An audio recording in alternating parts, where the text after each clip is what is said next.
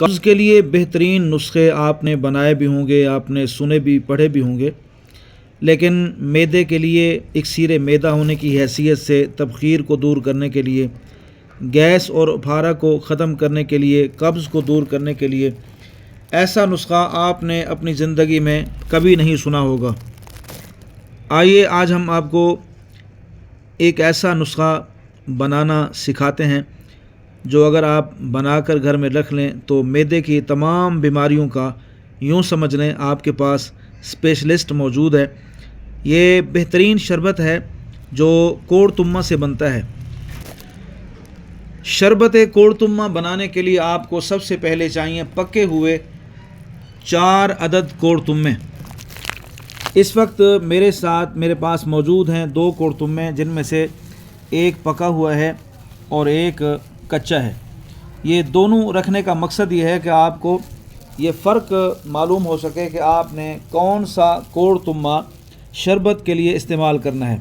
तो आपने शरबत के लिए ये वाला नहीं इस्तेमाल करना, आपने शरबत के लिए ये वाला ऐसा कोड़तुम्मा इस्तेमाल करना है जो पक कर पीला हो चुका हो। तो हम अब लेते हैं 4 कोड़तुम्मे। सबसे पहले हम इनको छील लेंगे और इनका ये छिलका इस तरह उतार लेंगे और ये आपके पास इस वक्त इस तरह मौजूद हैं कोड़तुम्मे। 4 अदद कोड़तुम्मे पुख्ता पके हुए पीले रंग के। उनका छिलका उतारने के बाद अब आप करेंगे अगला अमल शुरू।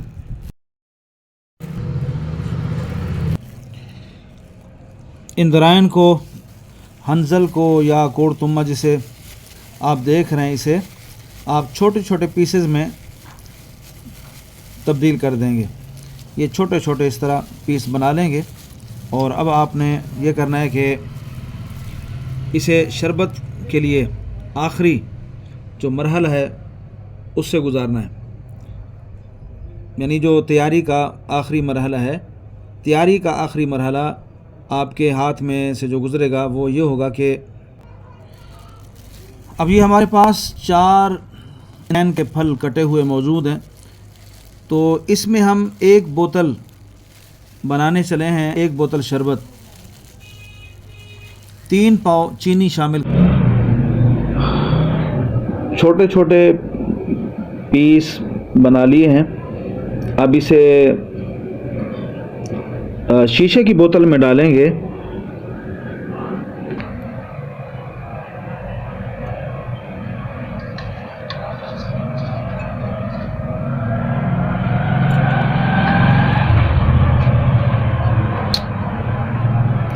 इस तरह ये कोशिश करें कि थोड़े थोड़े इसमें डालते चले जाएं, साथ साथ इसमें चीनी भी शामिल करते जाएंगे।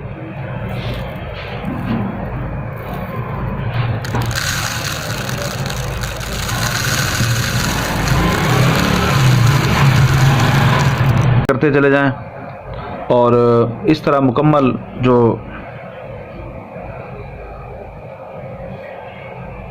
इंद्रायन है इसके अंदर शामिल कर दें।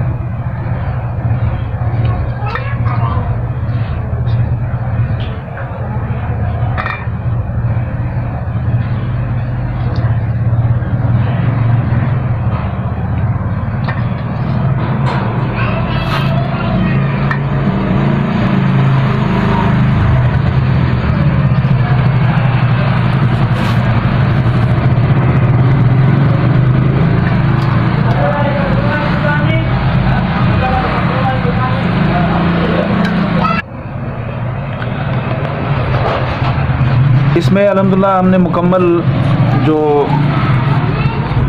कोड़तुम्मा था वो मुकम्मल इसके अंदर दाखिल कर दिया है। अब जो चीनी बच गई है वो इसके ऊपर हम इंशाल्लाह डालते हैं। 40 दिन तक धूप में इसे रखना है। 40 दिन के बाद इसे छान कर बोतलों में भर लें। ये बेहतरीन कब्ज़ के लिए, गैस के लिए, मैदे की तमाम बीमारियों के लिए बेहतरीन शरबत तैयार है।